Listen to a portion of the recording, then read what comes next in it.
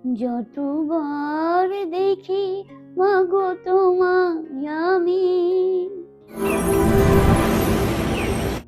যতবার দেখি মাগো তোমায় আমি, স্বাদ মেটে না তবু তোমায় দেখে।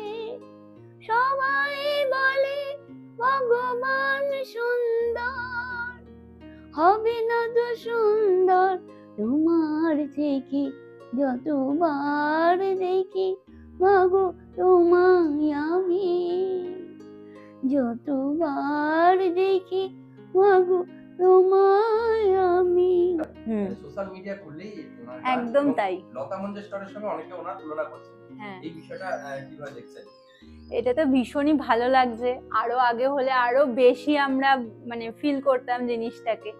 অ্যাকচুয়ালি অনেকেই দেখি যে হুট করে এরকম যখন ভিডিও আসে, অনেকেই দেখি বলে ওনার সাথে কিভাবে কন্ট্যাক্ট করব, ওনার অ্যাড্রেসটা চাই, কিন্তু মানে পরিচয় দিই না, আজ পর্যন্ত কাউকে পরিচয় দিইনি যে আমারই জেঠি। কিন্তু অনেককে লিখেছি যে এইভাবে গেলে আপনারা যেতে পারবেন।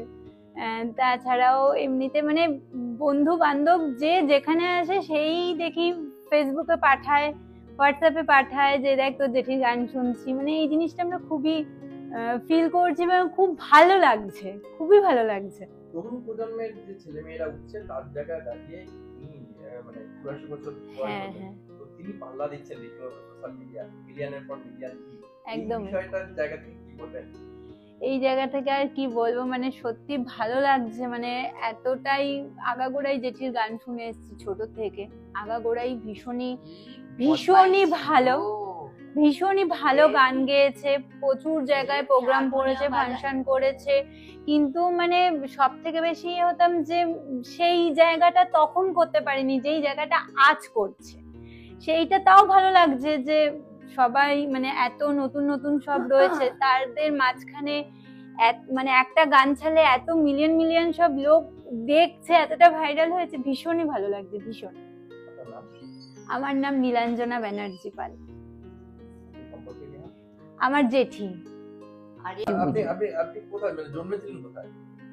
আমি তো ওপারের, আচ্ছা মেটার্নিটি হোমে। আচ্ছা, মানে চুচুড়ার দিকে। হ্যাঁ, আচ্ছা আমার জন্ম মেটার্নিটি ওপারে। আচ্ছা, তারপরে এখানে বিয়ে হয়ে এখানে আসা? বিয়ে হয়ে এখানে আসা, ওখানে ওপারে গাইতাম, গানের দিকে খুব ইয়ে ছিল। স্বামী কি করতেন? স্বামী ডানলাপে কাছে। ডানলপে। আচ্ছা, আর আপনি মানে বাড়িতেই থাকতেন, রান্না বান্না করতেন? হ্যাঁ, আমি রান্না